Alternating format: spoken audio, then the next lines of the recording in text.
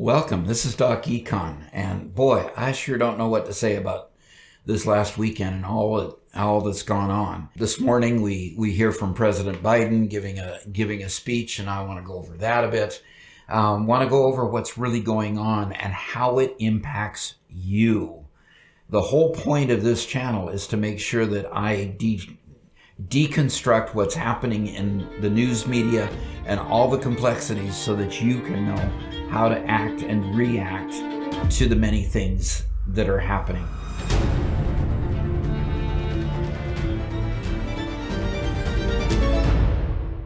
Now, we found out that SVB, or Silicon Valley Bank, was struggling and taken over, closed by their state regulators and taken over by the FDC on Friday. Panic began to ensue. People started taking money out of not just their bank, but many others. The regulators in New York then decided to close Signature Bank, and now it's being run by the FDIC. And then over the weekend, banking heads, including Janet Yellen and the Federal Reserve, decided that they would then guarantee all depositors.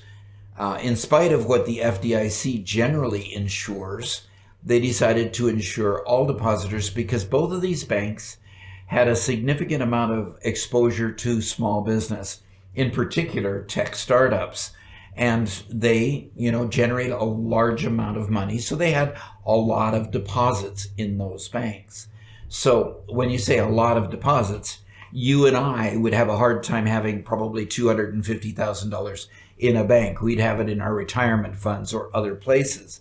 But these companies, they generate a lot of cash flow, and that cash flow has to land in a bank to meet payroll and to pay taxes and to continue to run their business. The functions of their business take millions of dollars on a daily basis.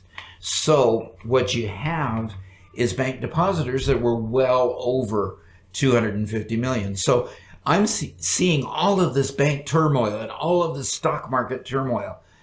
So I turn to CBS and I see on CBS, Biden seeks to reassure Americans. And then I go over to the other, we need to know about the Oscars. That's more important.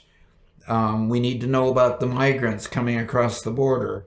Another story about the Oscars and North Korea. There's nothing going on out there. So let's look at NBC and see what's happening. Okay, Biden says the banking system is safe. They talk about Silicon Bank, but that's old news. No mention of Signature Bank here. But we have to know about the Oscars. Okay, well, maybe Bing will have something. Oscars, a retrial, a rapper. What? No information on, okay. Well, let's go to Fox. Fox definitely will have information about that. Okay. President Biden tries softening the banking system blow after historic Silicon Bank collapse. Feel confident. Okay, that's interesting. Well, come on. Fox Business will have something, won't they? So we go to Fox Business and they talk about the Pentagon as their big article. And Biden reacts to Silicon Valley Bank. Okay, so the major news media is ignoring the fact that we've got bank failures happening, that we've got some challenges. Now, let's go to the other side of the ledger. Generally, what happens in a situation like this is they want everybody who's not paying attention to just stay put, keep your money where it's most at risk. After all, the elites and the people who need to get their money out of these risky things need time to exit before you do. Because really, the middle income people have the majority of the income in all of these things. The elites have their income elsewhere, but they've got significant holdings in these banks. And now they need to exit before you do so that you're left holding the bag, generally. So let's look at what's really happening. The FDIC This is the statement that Biden just read. It was already public knowledge, and all he did really was read the article. And so, it says here that they'll make additional funding available. The Federal Reserve Board said Sunday it'll make additional funding available. In other words, they're going to guarantee all the depositors, all those venture capitalists, and they're going to make sure that everybody is whole on that side of the ledger so that they can keep running their businesses, make sure payroll is met, and all of the things are done for those businesses. So, but notice the Federal Reserve Board is the one that's going to be funding that.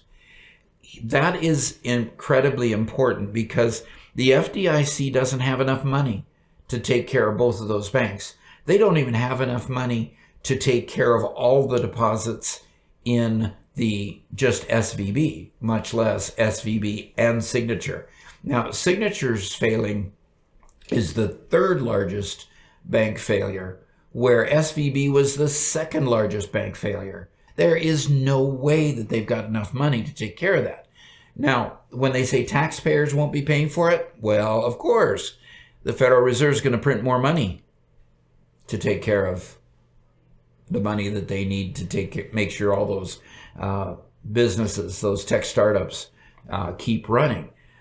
Okay, that basically means that if the Federal Reserve Board prints more money, that means they stoke more of the inflation problem, and that means that eventually you end up paying the price anyway.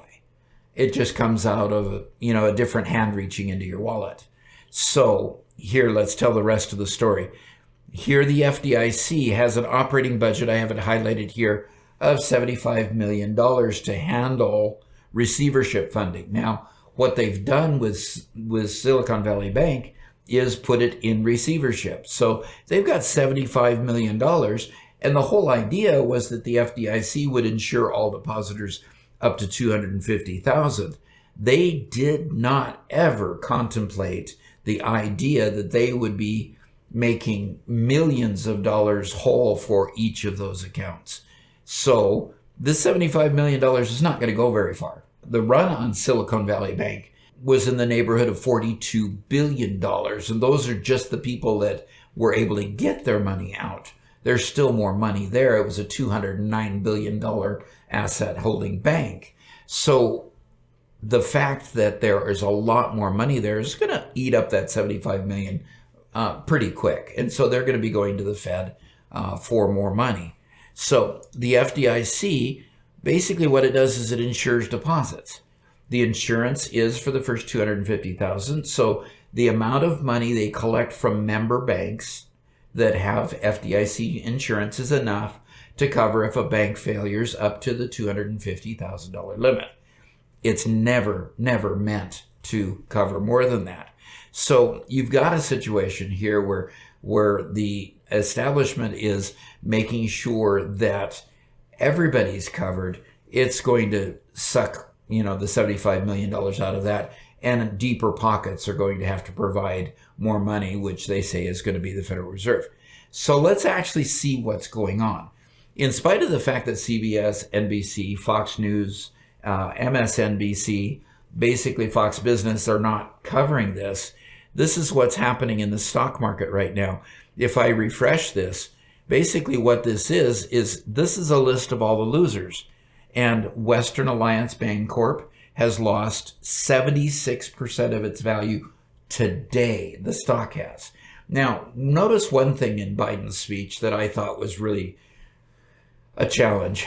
They're going to make all the depositors whole, but they basically said, thumb their nose at all the stockholders because all the stockholders were taking their own risk and they knew what they were getting into. Therefore, they don't care about them. So people who still had their stock in here lost 76% of value if they were invested in Western Alliance Bancorp.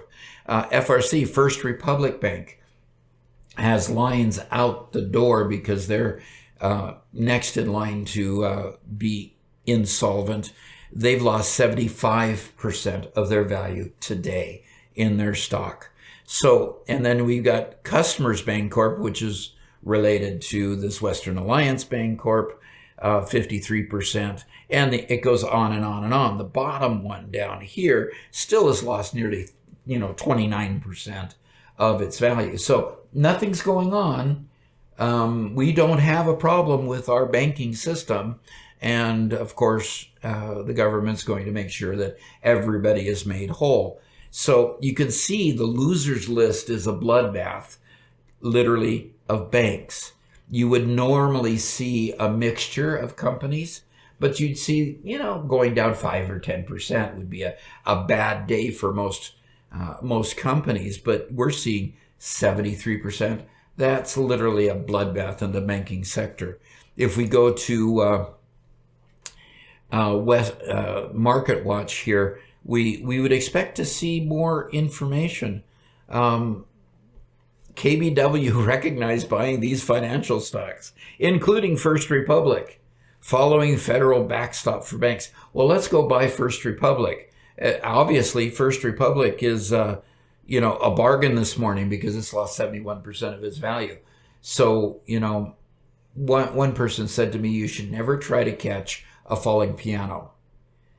And that person said that in relationship to buying stocks when they're in free fall. So frankly, I would not follow any of the recommendations that tell you to buy financial stocks right now. I would just stay clear of that. So now what is happening though is, let's just one closing figure here. Look at what's happening to gold today. I'm going to make sure it's refreshed here. 312, 313. 312, 313. We're looking through the weekend here this morning, and gold continues to go up. So people are withdrawing their money from banks, and it looks like they're throwing quite a bit of money.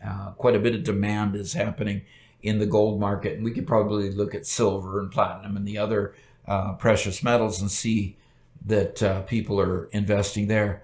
So this is what's happening in the market today. I would very, very much look into your own portfolios, see where they're at, see what they're doing, and take a hard look at potentially rebalancing them, especially if you've got financial stocks that are getting hit right now. Move to more of a stable value amount.